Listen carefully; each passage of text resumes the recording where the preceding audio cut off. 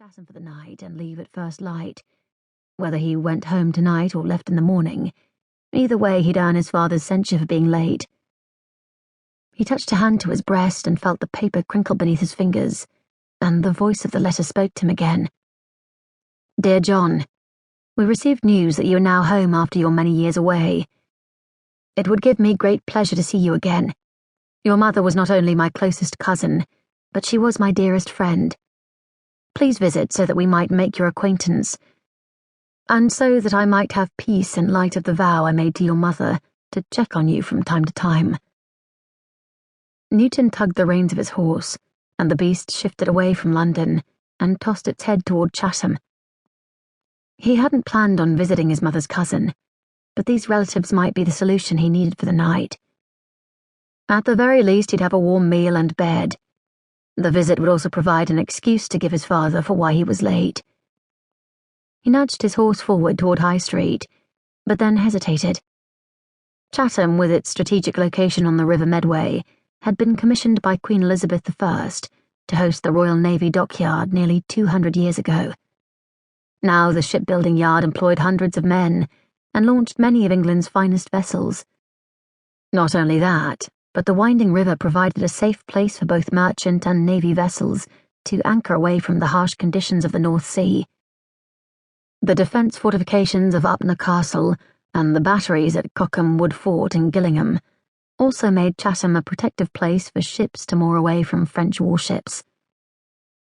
None of the merchant vessels he'd served on had ever been anchored there, but like most seafaring men, he was familiar enough with Chatham to know the town wasn't necessarily a safe place for a man like him. One wrong step, and he could end up impressed on a navy ship, forced into the king's service. If he was completely honest with himself, he knew that wasn't the real reason he hadn't planned to accept his cousin's invitation to call. The truth was, he had no desire to visit the place that had taken his mother from him. 10 years ago, his mother had come to Chatham for help and healing, but she'd returned to London in a wooden box. His stomach gnawed at itself, reminding him that he hadn't had anything to eat since he'd left his uncle's home in Maidstone at midday. Ahoy the ship!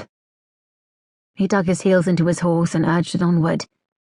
He may as well pay the call. He had no better options. The directions at the bottom of the letter indicated the house wasn't too far off the high road, at the edge of Chatham, on one of the chalk ridges.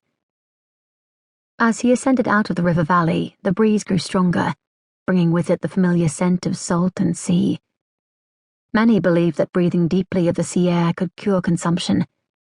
It was one of the reasons his mother had given him for leaving London. If only it had worked. After a short distance, he paused in front of a double-gabled brick home. It was set off the road behind a tall wrought-iron fence with decorative points that resembled the tips of pikes.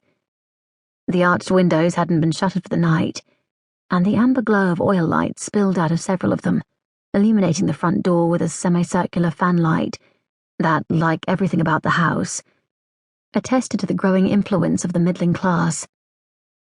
Several other homes stood in close vicinity, detached, unlike the narrow terraced house he'd lived in for much of his life in Wapping on the north bank of the River Thames.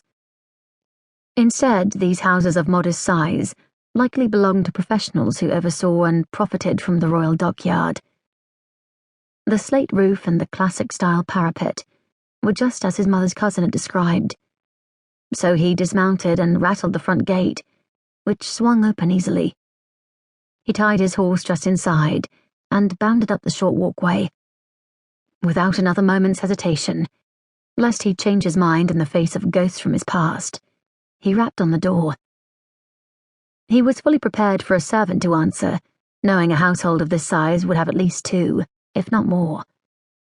So when the door cracked open mere inches, and the angel-faced young woman from earlier peeked out at him, he took a rapid step back before catching himself. "Smite my timbers," he said. "It's you." Her eyes widened and flashed with fear before she backed away and began to close the door.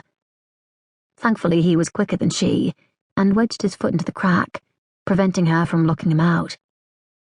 She pushed against the door, but the wide brass buckle on his black leather shoe prohibited her efforts.